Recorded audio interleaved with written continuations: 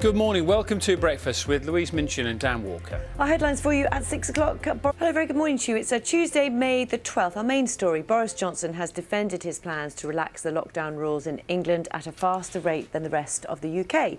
The government's issued guidance to try and clear up some of the confusion that has surrounded the proposals. Let's get a little bit more analysis from our political correspondent Jessica Parker, who's in Westminster for us. Morning to you. And what's absolutely clear about this, Jessica, is the public want information. There was criticism about a lack of clarity. There has been more details, though. Morning. Just a reminder, our government interview today is 7:30, as per usual. We'll be speaking to the Health Secretary, Matt Hancock. And before him, we'll hear from the Deputy Labour leader, Angela Rayner. She's going to be here about 7:20. So if you've got any questions for either of those, do get in touch. bbcbreakfast@bbc.co.uk. And thank you for all your questions so far. There are lots. It's not just England where the lockdown is being relaxed. Singapore is also planning to let some businesses reopen as well. Let's speak to our Asia business correspondent. We're talking about transport with somebody talking about buses a little bit later, because it's absolutely clear, you know, social distancing is going to mean massive changes, isn't it? The world is going to be very different on so many sort of levels once we do come out fully the other side of this. Should we have a look at the front pages? Let's quick look at the front pages. I was going to do that. Oh, you go on, you do. Should I talk about this? Sadness in our household yesterday about this one as well. Absolutely. And this is about Monty Don's, a beloved dog. Lots of you will know all about Monty Don's dog, Nigel. Loved tennis balls as well, didn't he? He was really, really much loved and causing lots of people. Look, you're even quoted in this, Dan. Am I? Yeah. What did I say? I just noticed. I can't quite. Oh, no. Dan Walker, look. BBC Breakfast presenter Dan Walker wrote, "Sorry, Monty. He was a much-loved part of the Gardener's World experience." Wasn't he, indeed? He used to love it when Monty would walk through camera and then Nigel would sort of just plod along behind him. So yeah, Monty Don, he talked quite a lot about how gardening helps stave off depression, but also Nigel as well. Back page of the paper, Sally's going to be talking about this today, sort of sport slowly getting back and how things are changing. But you've got still footballers questioning whether the Premier League should return. Danny Rose last night on social media angrily declared that it was putting players' lives at risk, and this was after Raheem Sterling revealed that some members of his family have actually died during the coronavirus outbreak as well. So it's really interesting to see whether it will happen, when it will happen, and under what circumstances. That's something Sally will look at later on. You've seen so many rainbows, haven't you, when you're out and about, if you're allowed to be out and about, on people's windows, and they're really lovely. The perils of the reply all email. Have you ever hit reply all? Well, Luckily, I'm not a big fan of reply all. This is not the awkward one where you send a message to somebody privately on reply all. This is where you reply all, and then all of a sudden, within a few minutes, it's clogged the entire system up, and the whole server just breaks down. So Microsoft are putting in place some sort of software that will catch those reply alls when people say, "Can you take me off this list?" and everyone else gets involved, and all of a sudden the office shuts down. So they're going to try and stop it. And it talks about a famous incident back in 1997, which happened at Microsoft, and it's referred to as Bedlam DL3, which was Distribution List 3. Apparently, one person sent a message to a mailing list with 25,000 people on it, and within 1 hour, there were 15 million messages generated by people saying, "Can you take me off this list? I don't want to be on this list. Who's sending these messages?" And that used 195 gigabytes of data, and it took 2 days to restore the servers. Apparently, there are T-shirts saying, "I survived Bedlam DL3," still available. So beware the reply all. We are getting used to thanking all of our frontline workers on a Thursday night. But this evening at 8:30, we can do something special for one group in particular. This is to mark International Nurses Day and the 200th anniversary of the birth of Florence Nightingale. We're all invited to show our appreciation by shining a light from a window. Our Scotland correspondent Lorna Gordon has been following the journey of one new nurse who cut short her training to join the fight against COVID-19. Now, before the coronavirus outbreak began to dominate the news, one issue we were following closely on Breakfast was the death of 19-year-old Harry Dunn and his family's fight for justice. You'll remember Harry was riding his motorcycle last August when he was in a collision with a car outside a US airbase in Northamptonshire. Well, the driver was Anne Secoulis, but As the wife of a US intelligence official, she was able to claim diplomatic immunity and return home to the United States. An attempt to extradite her failed, but now her name has been added to an Interpol list, which means she is wanted internationally and could be arrested if she leaves the USA. We can talk now to Harry's mum for joining us. Charlotte, first of all, I mean, when you heard this, what did you think? He said, you know, we've obviously been covering the coronavirus outbreak, as has everybody else, but I'm sure your fight has continued. But had you felt that there was no way you would get to a stage like this, that you'd find this this notice going out in this way?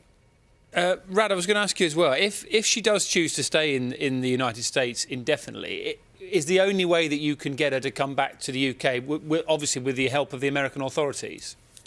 As well, because, you know, these are really difficult times for you. We've spoken to you so much over the last few months, presumably not helped in some ways by the other thing everybody's having to deal with. How are you all coping?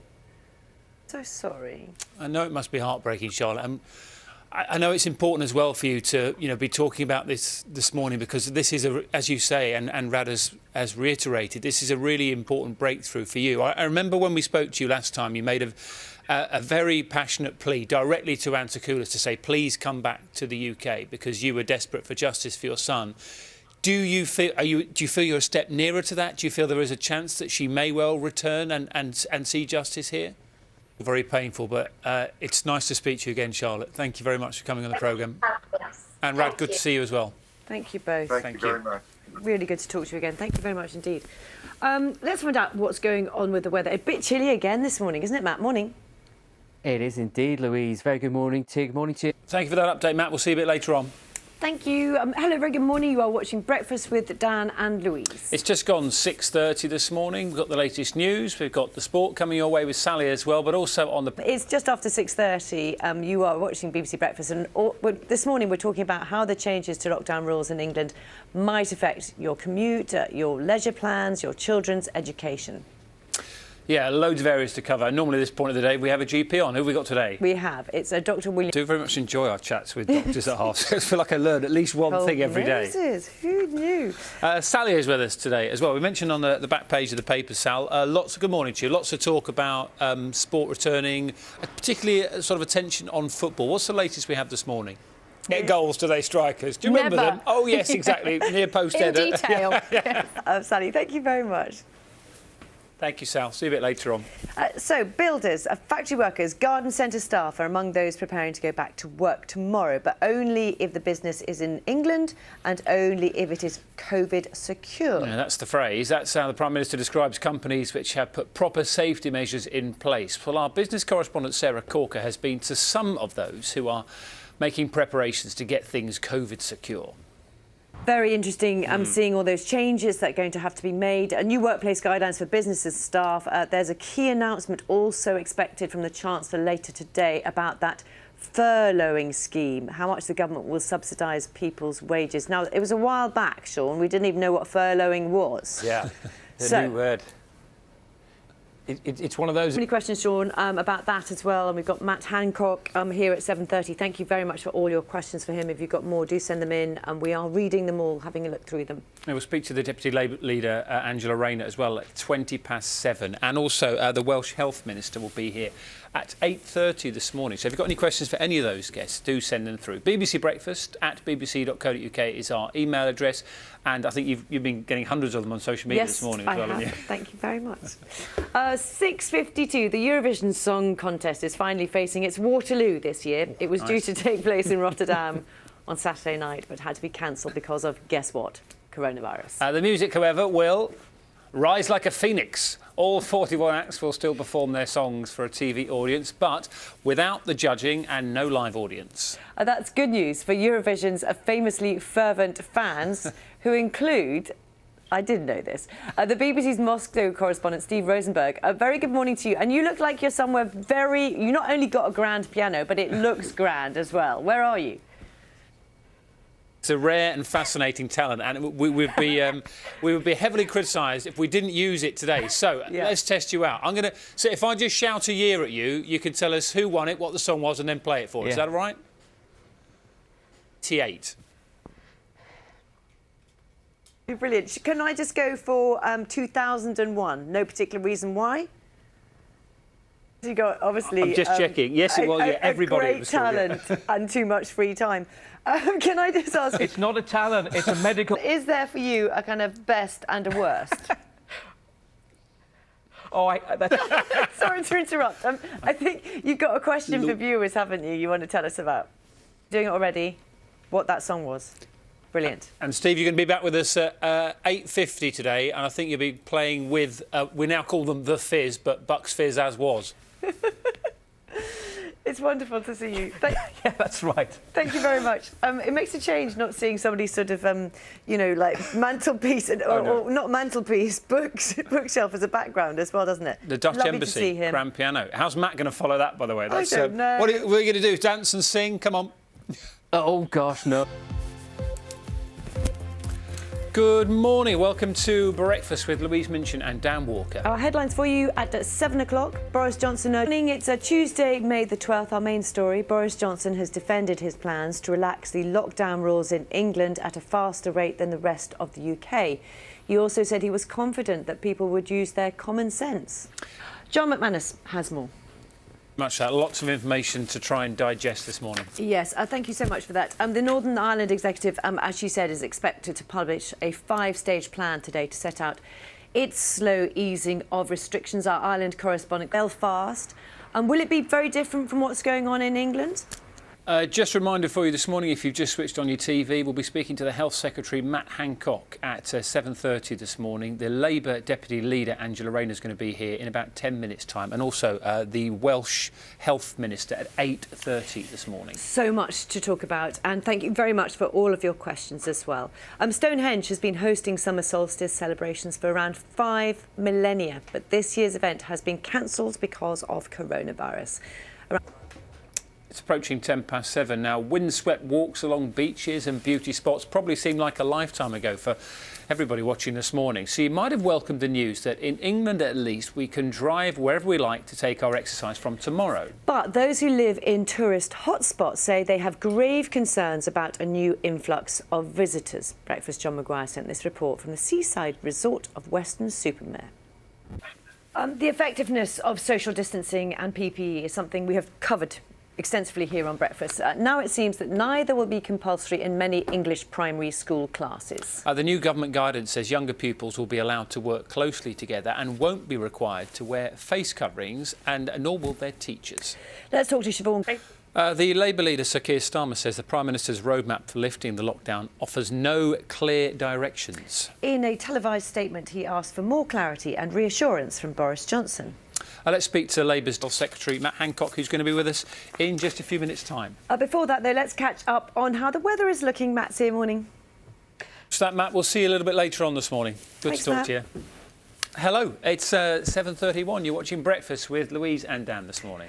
Boris Johnson has defended his plans to relax the lockdown rules in England at a faster rate than the rest of the UK. He also said he was confident that people would use their common sense after Labour said more clarity was needed. Well, let's see if we can get some clarity right now. We can speak to the... Thank you very much for all the questions you've been sending through. There is a real sense there, isn't it, from those questions? You know, people really want to try and get to answers, and particularly as well.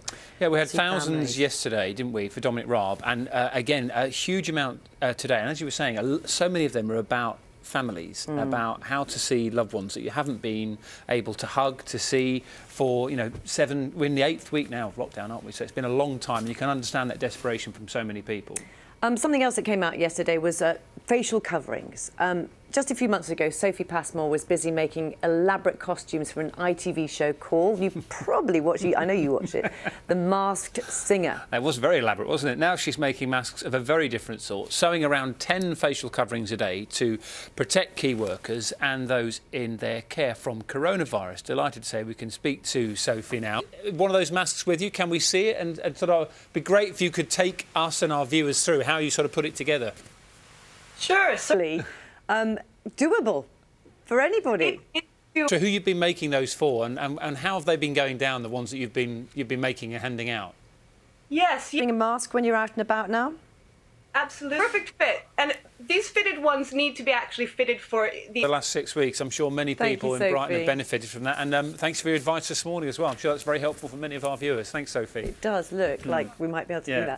that. In the last hour, Ryanair, which is Europe's biggest airline, has said it's looking to increase the number of flights from the beginning of July.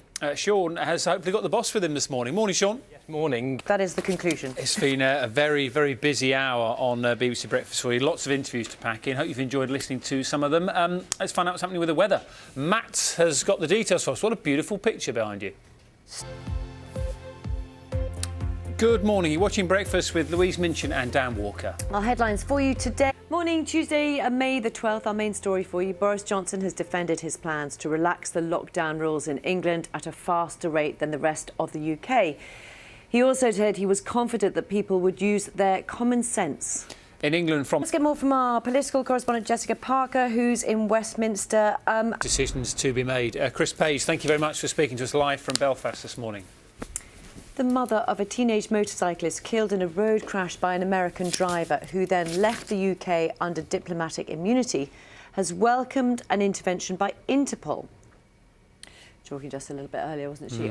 It is 8:10. You're watching BBC Breakfast. Anyone who used public transport to get to work before coronavirus will remember problems of lateness, cancellations and overcrowded services, something we talked about a lot. So how will it work when passenger numbers creep back up and there are even fewer buses, train and trams with just a fraction of their previous capacity? So many questions. Again, Breakfast Tim Muffet has been talking to commuters.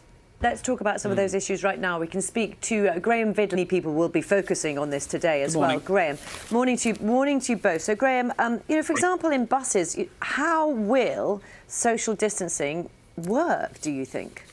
For example, face coverings. If people are trying to get on a bus without face covering, and you say they need to leave a seat in front empty, a seat behind them empty, if they are, in your view, not obeying the guidelines, what happens? Who polices it? Does the bus conductors or the bus driver say, no, you can't be here? What happens?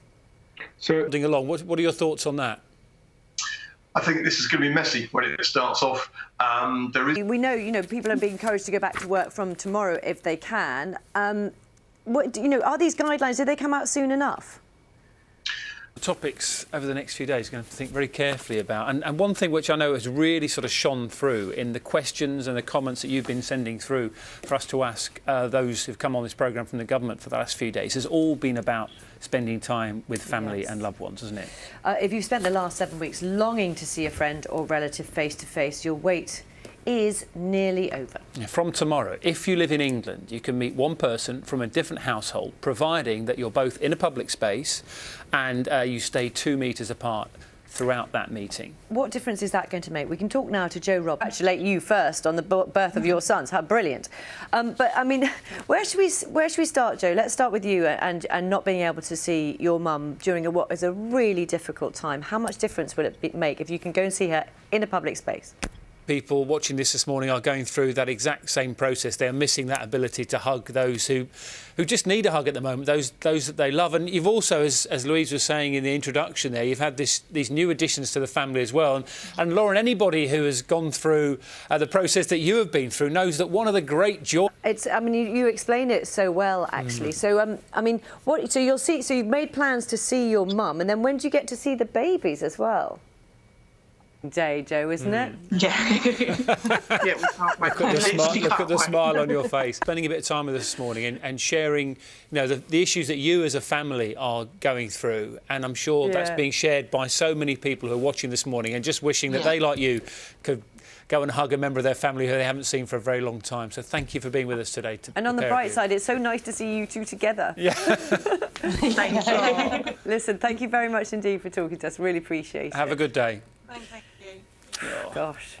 We all miss hugs, don't we? I think we really do. It's 8:25. So how do grandparents in England feel about the new guidelines? Lara, and we were just speaking to a grandmother there as well. What's the sort of reaction that you've had that they might be able to see? I mean, what do they make of the new guidelines for starters? What do they think they can do? Of encouragement going on Gransnet as well about the fact that at some stage, hopefully, maybe weeks down the line, things will get better. Is that helpful for people? Note. Laura, thank you very much indeed. Laura Crisper, editor of Glansnet. Thank you. Matt was telling us yesterday about this sort of dramatic drop. Let's find out what's happening. What he's got. Oh, well, look at this. My goodness. What's the picture? What's going on? In the meantime, it's the big coats again. Thank you very much, Matt. Chilly days ahead. Yes. Good morning. It's 8:31. You're watching Breakfast with Louise and Dan this morning. Let's get you up to date with everything. Boris Johnson's defended his plans to relax the lockdown rules in England at a faster rate than the rest of the UK. If you live in England, you're being told to stay alert, but in Wales, the official advice remains unchanged. Stay at home. The Welsh Health Minister. Thank you. Let's get an update on Sally. And there might be some sport on the 1st of June, but it's certainly not going to be in the way we're accustomed, is it? No, it's not. Thank you very much. Thank you. There's a bit of sport news around today. It's been a while, hasn't it? Yeah. It's going to be back at some point. Yeah. Oh, we don't quite know when. The boss of Europe's biggest airline, Ryanair, has told Breakfast most people will ignore the government's plans for enforced quarantine of most passengers arriving into the UK, and he's planning to increase the number of flights on offer by July. Well, that's quite something to say, Sean, isn't it? Morning. Yeah, morning. It is quite something. Well, Sean, thank you. It's interesting seeing that interview. It's one of those industries, aviation's got huge concerns about what the next sort of weeks, months are going to look like, future of the industry. We are all getting used to thanking all of our frontline workers on a Thursday night, but tonight at 8:30, we can do something special for one group in particular. It's all about marking International Nurses Day, which is today, and the 200th anniversary of the birth of Florence Nightingale, the lady with the lamp, of course. We're all invited to show our appreciation by shining a light from a window. Our Scotland correspondent Lorna Gordon has been following the journey of one new nurse who cut short her training to join the fight against COVID-19. And you just really get a sense of how hard that work is as well. Let's hear now from two more nurses. Dame Donna, indeed, for joining us. So, Dame Donna Kinnair, how important is it today, do you think, that we remember nurses in particular? Well, the main aim of the celebration today was to... Very much indeed for joining us, Dame Donna Kinnair and Matt Target. Thank you both. Lots of things are very different at the moment, aren't they? And one of those certainly will be the Eurovision Song Contest, because it's facing its Waterloo this year. It was due to take place in Rotterdam on a Saturday night, but it had to be cancelled because of the ongoing coronavirus. The music, however, will still rise like a phoenix. Nice. There are some big fans out there, aren't there? All 41 acts will still perform their songs for a TV audience, but without the judging. What a shame, and without the live audience. That is great news for Eurovision's famously fervent fans, who... I think we need to clear this up straight away. This is not your living room. Where are you? We have seen some amazing things during lockdown, but that, I tell you what, I think that's going to my number one, Steve. You look like you were in... I'm not sure whether you're in heaven, but you're enjoying it. Earlier on, which we'll get to in a moment, but just for those super fans who are going to miss Eurovision this weekend, what sort of things are going on? Because there's quite a bit of provision for those who will have that hole in their diary. You know what? I'm always going to join in. So you set us a little teaser a little bit earlier. I think people have got it right. Do you want to set it again and then tell people what the answer was? It did came second in 1972 or 82? Did you say? Sorry. I'm getting myself confused. 72. Steve, we've had lots of requests for you to finish the programme today. Can you give us a classic? I was just checking the year to make sure I got this right. Can you take us back to 1974? Can you whip out a bit of ABBA on the piano for us? Thank you so much. See you at 6 o'clock tomorrow morning. Thanks for watching today. Goodbye. Bye-bye.